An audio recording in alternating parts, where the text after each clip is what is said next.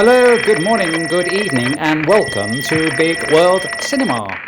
This video will detail expenses paid during 2022 living in a condo in Cebu City for 10 months, and then for the following 2 months travelling around the Philippines. And now that we're monetized, please don't skip the ads. Thank you. I published a video a few months ago whilst living in a Cebu City condo about my monthly budget. I wasn't keen on venturing out on the road, to be perfectly honest. I was quite content in my cosy Cebu City condo. But having come to the Philippines to travel to different islands, it's about time I got out of my comfort zone. I lived in Cebu City for a few years. One of the major factors of staying in one place for so long was being able to save on accommodation costs. I love my condo in Cebu, which came fully furnished with all appliances and utensils included. There's 24-hour security with guards on the main door, a restaurant and shop on the ground floor which is open until 10 PM most days of the week. I see so many ridiculous posts on Facebook with foreigners and expats asking, how long can I stay in the Philippines on a budget of $2,500? How much do I need to budget to retire in the Philippines? Or what are my daily, weekly, monthly costs going to be? Good grief, man, such stupid questions. There are so many variables that it really depends on your personal lifestyle and creature comforts. I believe wherever you live in the world, your biggest outgoing will be accommodation. If you want to spend $1,000, $1,500 or $2,000 per month, then do it. But do you need a high-rise fancy apartment with 2 bedrooms and a jacuzzi? Here in the Philippines, you can live like a local in a one-room boarding house with a bunk bed and shared bathroom for 1,500 pesos or $27 per month. Or you could live in a 22 or 27 square metre self-contained studio room in a condo in Cebu. My condo in Cebu with swimming pool and small gym ended up costing me just 15,000 pesos a month, plus an extra 3,000 for electricity, water and internet. I don't use the aircon at all and infrequently use a fan. I just leave my windows and door open all the time, and with the breeze it's plenty for me.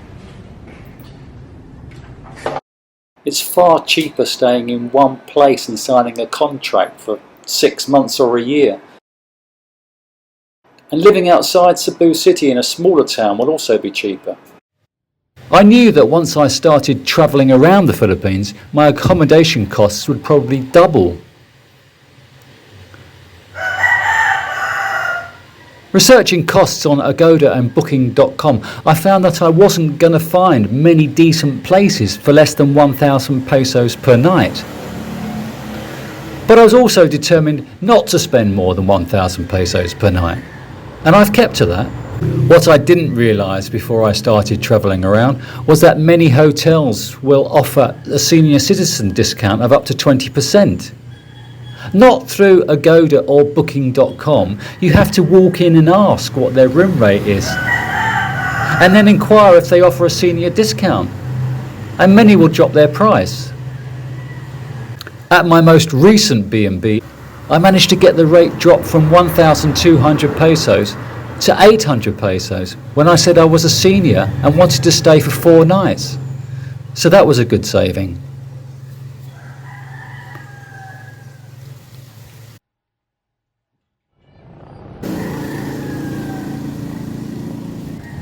I'm not a foodie. I don't choose where to dine whilst considering how many Michelin stars the Carinderia has. I eat to survive. I choose food according to price. I only eat twice a day, with most meals costing between 60 and 160 pesos. I'm not a big drinker anymore. I generally have a few at the weekend and that's it.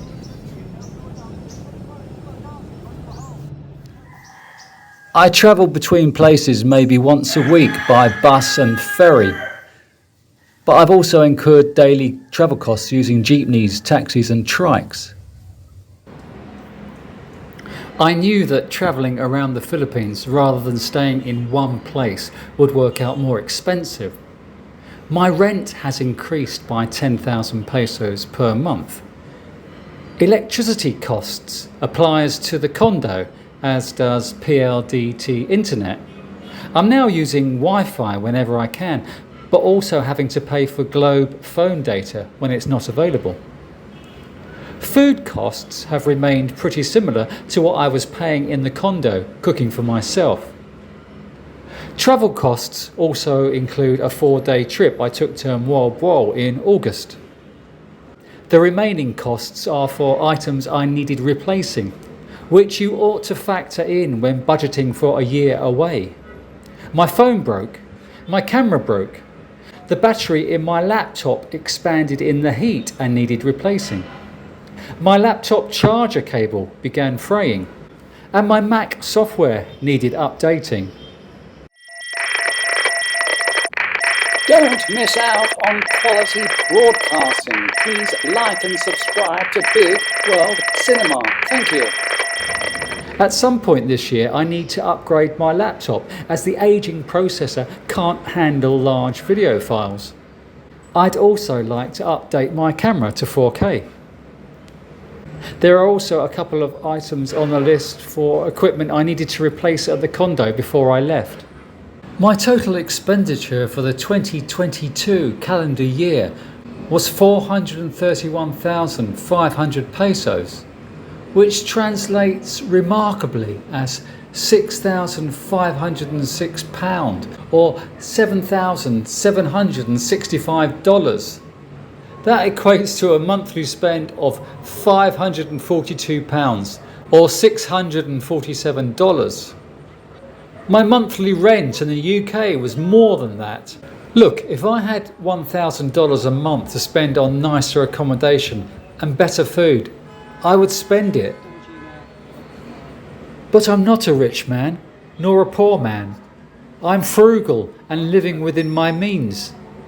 I know the value of money and watch what I'm spending. If I stay on this path for another few years, I can continue travelling and uploading videos. This should give you an idea of an annual budget for a year in the Philippines. So that's it.